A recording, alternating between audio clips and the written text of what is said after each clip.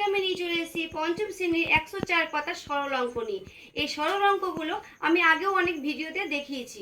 তাই চলো দেখা যাক। এই সরল অঙ্কগুলো আমি আরেকবার দেখাচ্ছি, কারণ এই অঙ্কগুলো প্র্যাকটিস করার জন্য। তাই চলো আবার নিয়মিত দেখি। সরল করো। দেখো, সরলের প্রথমে কাজ করতে হবে কি? যোগের কাজ করতে হয়। তাহলে যোগের কাজ করব আমি।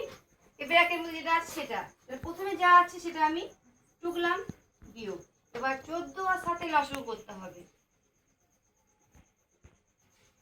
লসাগু করি, যেরকম আমি লসাগু করি সেরকমই করতে হবে।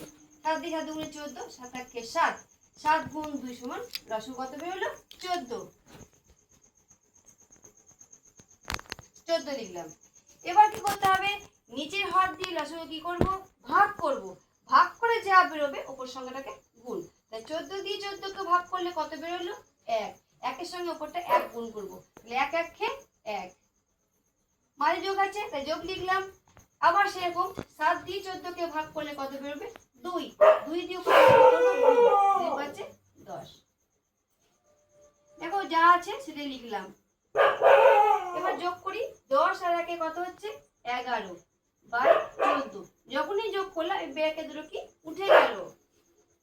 এখন বিয়োগ আছে তো এটাকে দুটো কি লসাগু করতে হবে। লসাগু কত বেরোবে? 7 আর 14 লসাগু কত বেরোবে? 14 বেরোবে। সেম একই কাজ করব। 7 দিয়ে 14 কে ভাগ করব, 2 বেরোবে। 2 এর সঙ্গে 6 গুণ করব। 2 6 12। বিয়োগ আছে তাই বিয়োগ লিখলাম। 14 দিয়ে 14 কে ভাগ করলে কত বেরোবে? 1। 1 এর সঙ্গে 11 গুণ। 11 কে 11। 12 থেকে 11 বিয়োগ করলে কত হবে? 1। 14। 1 বাই 14। পরীক্ষাতে কিন্তু এই সরল অঙ্কগুলো অবশ্যই দেবে। তোমরা খুব ভালো করে বাড়িতে প্র্যাকটিস করবে এবং অন্য ভিডিওতে আমাকে অন্য ভিডিও নিয়ে আলোচনা করব। টাটা।